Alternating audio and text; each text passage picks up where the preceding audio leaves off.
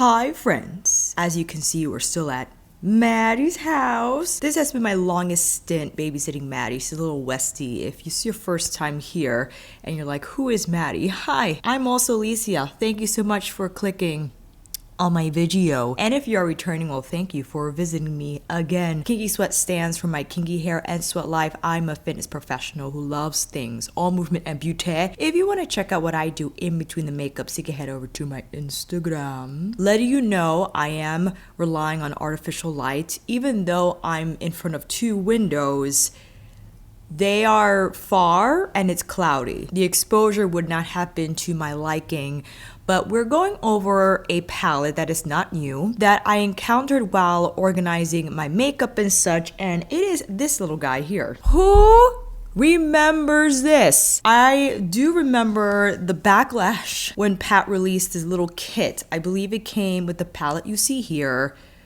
Was it a mascara? It was an eye kit and everyone's like, oh my gosh, Pat, the cheapness of it all. Cardboard, are you kidding me? These shades, lackluster, boring, Actually, reviewing this palette over at Maddie's old place, this is so funny, coming full circle. I understood the critique because this is usually how Pat's palettes are designed. Heavy black lacquer, mirrored gold back. I mean, LEWKS. And then we got this little thing. But the other side of the discussion was the fact that if you were intrigued by Pat McGrath, but not really much intrigued by this price tag, you perhaps had an opportunity to try some of her eyeshadow formulas in a more modest delivery. I haven't used this in such a long time, and I thought maybe fun to dive back in. Before we start with the eyeshadow, perhaps I could put a little makeup on. This is Pat's foundation in medium 16. What I've been doing, because this is a little lighter than what my complexion is giving me right now, is applying the Kett powder foundation over this. And not only does the Kett give me a little more coverage, but it kind of sets the liquid foundation too, especially since it's been so unbelievably hot. Today and yesterday finally were days that the humidity and just high heat finally broke and enabled Maddie and I to take much longer walks, because the days that it was 91 temperature and humidity was off the wall, it was crazy hot.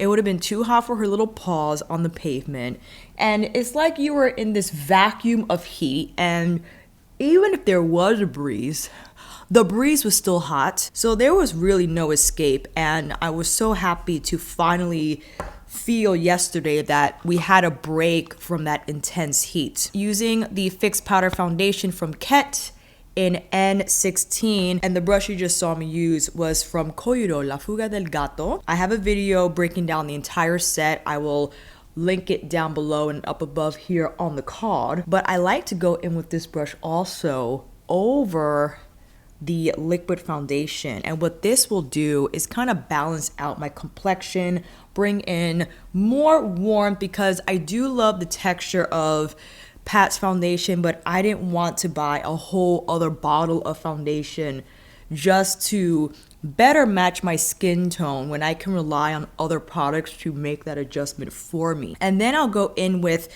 N7, which is a little deeper than what I just applied, and yes, kind of serving as a bronzer, more like a warmer, if you will. I finally gathered the courage to use my Tuckahoe limited edition Fox brush. This is the powder brush that released a few years back.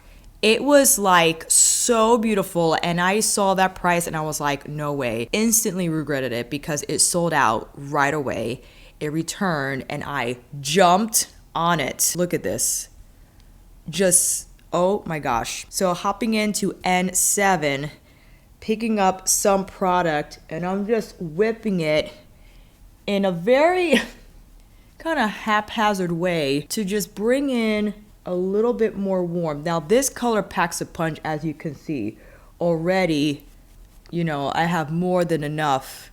So not only am I getting some coverage from Pat, but more coverage from the first layer in the N6 shade, and now more so on these portions of my face using N7. Also, the Koiro Yoshiki eyebrow brush in Y6. So that first demo, I wasn't feeling the Viseart shadows because I think eyebrow powders are tighter packed on purpose. So I purchased the Suqqu 3D Control Eyebrow Palette in 01 because of this khaki shade, which is a little tough to see.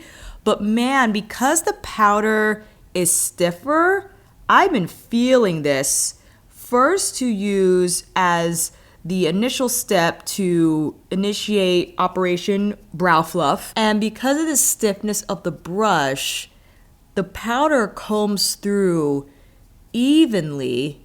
And I don't know, it just gives it extra fluff effect. And then I'll go in with the pencil. Now this has extended my brow routine a bit. I like adding that extra step.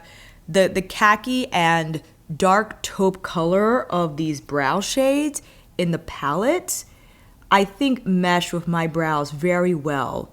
With the addition of the Benefit Goof Proof here, and this is in 3.5. Now if I had a smaller, stiffer brush, for sure I can create more precise lines here to better structure the brow, but I like the bigger brush, again, just to get the powder through quickly, and I think appropriate for days where I'm not looking for a structured brow. You know, if I were just to train and comb through some gel, I would just brush through that powder, then the gel, and that will suffice. For sure. Because if the brows are looking too structured and I don't have anything else on, it's like, are you done? It looks like something abrupt happened and you just didn't finish. But now since we're going in with some shadow and other cheek products, then we'll go in with the pencil. You see what I'm saying, fam? You understand? And although I am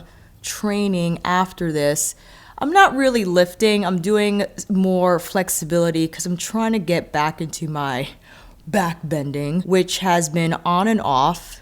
I did notice, however, with integrating more strength training, my back has been more open to deeper bends without feeling painful. Because at one time I was stretching and not strengthening at all.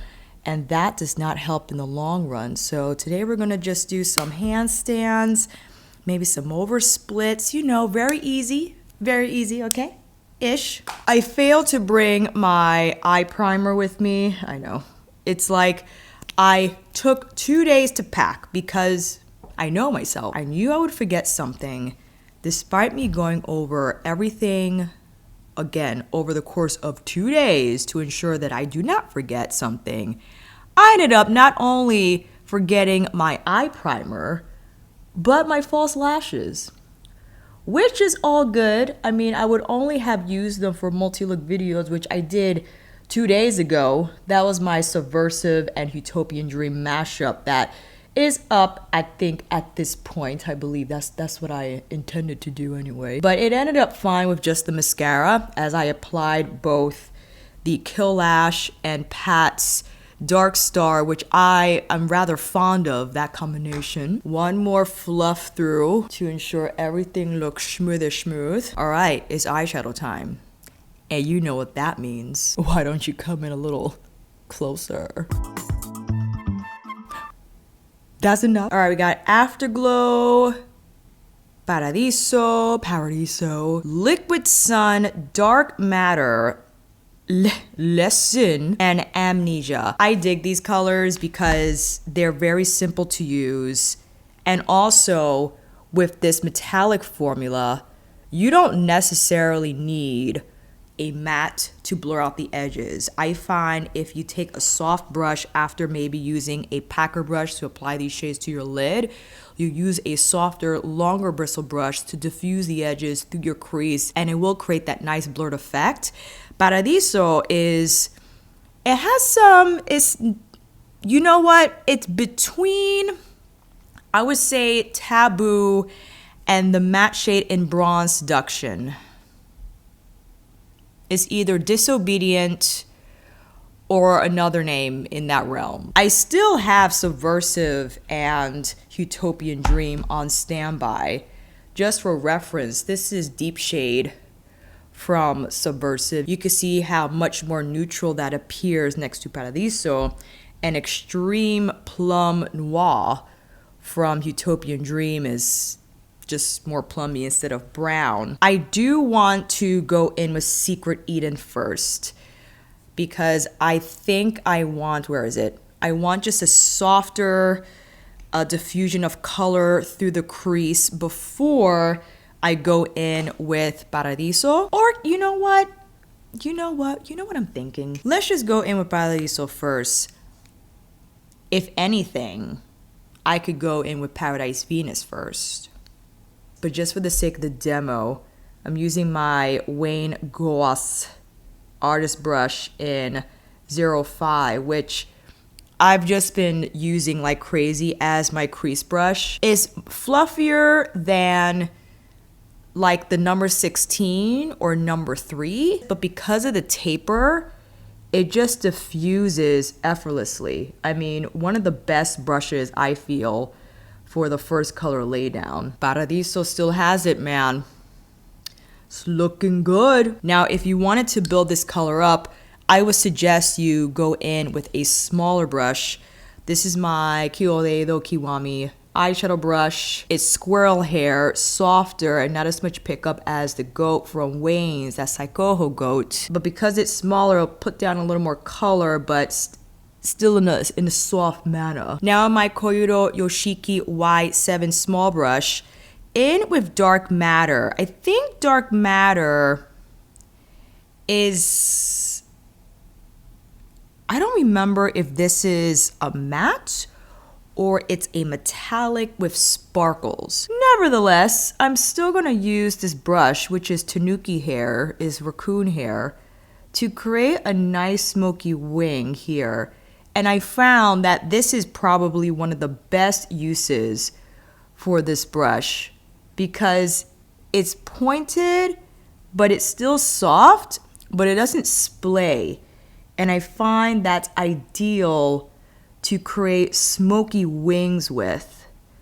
If you don't like to use liner, and sometimes I do, I definitely have black coffee and shade on standby at all times, but I feel this design of a brush makes it fairly easy to create like that whoosh. Or if you wanted to just apply more color here on the outer V, you can do so in a more precise manner and then turn the brush on its side to feather in more color on the outer corner of the lid. We got real smoky really fast. I don't think I meant for that to happen, but I'm just giving you several stages of intensity you can possibly work with.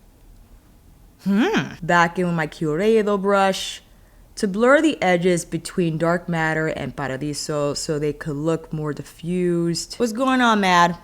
You okay? She's like flopping from pillow to pillow. It's hilarious, actually. Oh, someone's calling me. Hi, Mama. No, what do you need? You gotta scroll down, Mommy. That's old. The red one, that one? Any spatula will do? I would love a metal one because she has a metal pan. The big one? Yes. Okay. Anything else that you need? Another round of contact lenses. Oh, I got it. Okay, cool. 1.00, 1.75. Okay, my darling. Thanks you, Mama. Let me put it in my bag so I don't forget. Okay. Okay? Alrighty. All right. If you notice, I didn't want to stop the blending, so I applied a little Paradiso on the outer part of my lower lash line and just was tinkering with Dark Matter on the outer part of the eye. Whoa, this got really smoky. Now I want to go in with, let's see, Lesson. I think that's a fun color. Sonergy, Lotus Builder. In with this, you know what? Hold on. That next to Bronze Desire from Utopian Dream. So Lesson has a little more pink. Bronze Desire appears more bronzy in nature. So I wanted to present that difference if you were thinking about it. Lesson now on the rest of the lid. This is such a great shade to pair with your classic black smoked out eye because, you know, it's like old school Instagram makeup days. Very glam, of course. And I'm carving out the inner part of the lid here so it could align with the blend that's going on the higher part of the crease. And I'm brushing Lessin over dark matter a bit because I want that to appear as a smooth gradient. You know what I'm thinking? I think I want to go in with a little bit of Lazarus from Subversive. This shade here, just between Lessin and dark matter, because I want that to appear smoother. I want like a slightly darker color than Lessin, but not as dark as dark matter. And again, I'm just further refining what's going on here. You know what I'm thinking? I kind of want to apply, I could apply a topper shade. I could do VR Pink from Subversive. Just tap it lightly over Lessin. That really makes it shiny. Definitely makes it appear more pink, but I think it's so pretty. And now with Sunbeam, no, Liquid Sun. And with my reference number 3 on the inner part of the lower lash line, that's going to be our, you know, our, I guess, showstopper shade here on the lower lash line. And then Paradiso, combining Liquid Sun with what I have on the outer part of my lower lash line with that dark matter blend. Now with the Kyoredo brush, just sweeping everything together and just refining the edges here. Inner corner, we have not yet tackled. You know what I want to do? Let's intensify. I mean, what else? Inner corner, cause I think I want to do, I could go in with Bronze Solaris, but I don't think we need to. I feel we could either go in with Afterglow, but I think I want to do Astral Venetian Orchid. Tap that where we applied the intensifies, and I think that's going to be a really nice just what is happening moment. Now I do realize that combining VR Pink with Lessin makes it look like we applied Night Creature. Absolutely. So I understand we changed the DNA, if you will, of that shade, but I don't mind. I just wanted to see what would happen. You know what I mean? Now for this eye, definitely going in with Amnesia, but as a one and done, which means with the Lotus Worker. A big flat fluffy brush, which I feel ideal for these one and done shadow moments where you need to slap it on the lid like so. The brush is big enough to get it done quickly. And once you've done that, you take the tip of the brush, which is still pretty fluffy, and start to whip around the edges. And there you basically have your one and done shade. And if you can detect the smoothness of this metallic, where you are able to smooth out the edges without them looking uneven, textured on the skin. I mean, it's incredible that you don't necessarily need to start out with a matte first. And you don't necessarily have to use the matte found in this palette. It just makes it very versatile in that way. And for demo's sake, you can take the same shade right under your lash line. It could be a smaller brush if you don't want this much haze. I understand I'm going very smoky here. You could even keep the blend tighter in on the lash line and not make it as angled. But this is typically how I like to wear my shadow, so don't mind me. You could use the brush that blended out your concealer to refine the edges here if the shadow blend dropped too low. And you're basically done. Like, this could be the evening eye. You know, if this is smoky enough for you and the tone of it is not, I don't feel it's so much out there that you feel intimidated by it. It's like a really nice, soft earring on the more purple side of plum, for sure. And Afterglow can be your inner corner highlight. You can quickly whip that on the inner corner here. Apply some mascara, maybe Black Coffee, maybe Extreme Black from the Permagel line. If you want, you can take Dark Matter, and this is what I'll use, the, oh my God, the Houkodou Canadian White Squirrel Brush. It's so tiny, but if you just want a little bit more of intensity here on the lash line, not necessarily doing what we did on the first eye, just more so to thicken up your lash line so when you apply mascara, the lashes will appear thicker from the base. Again, I'm not extending the shadow past my lash line. I'm stopping right here on the edge. But this brush just makes it ideal. It stays together. See how the bristles remain intact when you slide them across the skin? There's no splay, so that makes it ideal for this task. And it's a smaller brush, which means you could get closer in on the eye, which means more precise application. Especially here on the inner part of the eye, it could be a little tricky. This is where it could be a little too thick, but again, the small brush, beautiful. I'm also gonna take some right here on the outer part of the lower lash line, as if I applied a pencil liner, but a shadow. Yeah, just to add a little bit more depth. Do we want to apply Astral Moon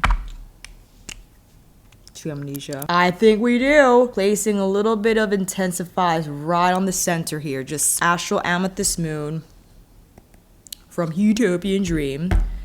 Tapping that right here on the center. Oh boy, that's fun. Because of Amnesia's plum base, the blue sparkle is coming through tenfold.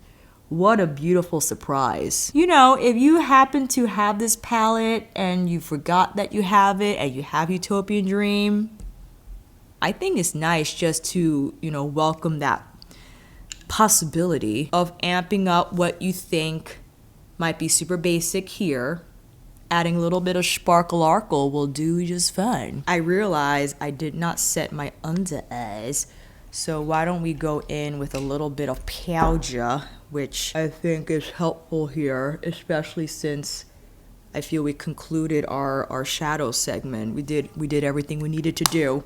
We still have to apply mascara, but before we roll into that, cheeks, what are we thinking, fam? Well, for one, let's see if we can use Afterglow as a little bit of a highlight, which works.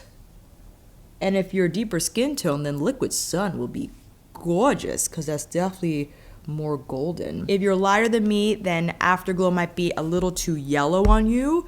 So I would say rely on your favorite highlighter, maybe dip in another eyeshadow palette or face palette, whatever you got, whatever your favorite highlighter is. What shall our cheeks be here? You know, I think I'm gonna do Suqqu's 128 from their autumn winter collection. I really like this reddish type of a hue, and I feel it goes rather well. Paradise Venus definitely would have been fine as well, but because I think the Suqqu formula is a little lighter than what's going on in Paradise Venus, and I just didn't want to quite overpower what's going on with the eyes.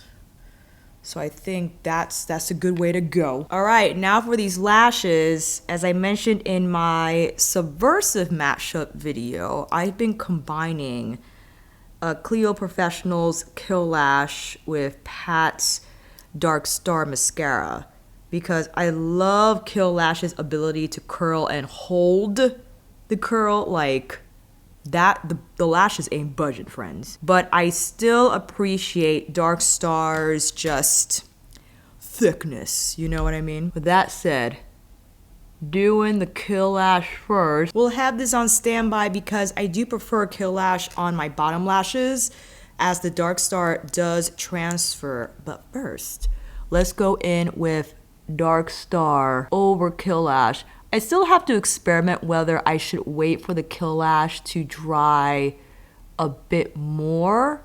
So I'm playing around with the time intervals to figure out what's a better combination. I think if you go in directly after, it should be okay because the Kill Lash dries or starts to dry pretty quickly. And I think I'll go in again after I apply Kill Lash to the bottom lashes. So it will give Dark Star a moment to set a little bit more. So here we go, Kill Lash on the bottom and also here on the inner part, which is why I appreciate this small brush. It just makes it easier to get the nooks and crannies of your lashes without any casualties, you know? Okay, let's go back in with some Dark Star. I like to give myself the bedroom eyes, so I actually keep my eye almost closed and then hit the wand on the very base of the lashes. And I think for me, that's what gets the best curl and the best voluminous look to the lash. And I've been back on my new lash because I had to stop using it during allergy season as my eyes were just so sensitive, and anything I applied near or on around them, it was just irritating to them. So I resumed that application, and I must say it helps just keep the lashes looking lush and thick, which I think helps the appearance of Dark Star, like a lot. And as you know, if you're a mascara person, you spend an unreasonable amount of time on your lashes, you know, beyond the point of them being okay. There's always a little more you could comb through. For lips, now I apologize to Wayne Goss and the Beautylish team. I was not able to film a dedicated video using his new Nude lipstick collection, but I have been using the liners. This is in medium. It's a more traditional lip liner, more on the drier side. It reminds me of MAC, that consistency, which I think ideal if you wanted to add a little bit more structure to your lip. And my shade has been either Nutmeg or Pecan. Pecan, I think, is like my nude of choice. I think Pecan, or it was either Nutmeg, the one that I broke. I have the worst luck. And here is the finished look going into Pat's mini eyeshadow palette, as well as dabbling in some subversive and utopian dream. I often play with the notion that I should just make my channel a Pat McGrath channel. Talking about niching down. I mean, really. But I am really excited to dip into Natasha Denona's Retro palette. You know, I love my burgundies, fam. That color story really just burnt, rusty. We'll see how it goes. I won't say anything more on it yet. 2-day shipping overnight. Yes, whatever it takes.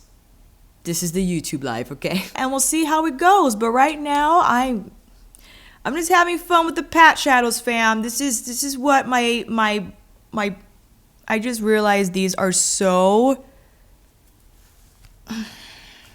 I'm sorry, you have to see that for the entire video. This is what my brain is capable of at the moment. You know, I'm not thinking too hard about other things. I see pat shadow, I apply, and I start recording. That's pretty much where I'm at. Let me know if you dive back into this little palette, if you have it. If you have similar colors, what you think down below. I'll see you in the comments. And that, my friends, is a wrap. Thank you all so much for watching. I hope this video helped. And if you like this video, please give it a thumbs up and maybe consider subscribing to my channel. And until then, I will see you on here again with another review tutorial, Pat McGrath eyeshadow palette video, monthly favorites, or lunchtime chit chat. Take care, and I will see you again soon.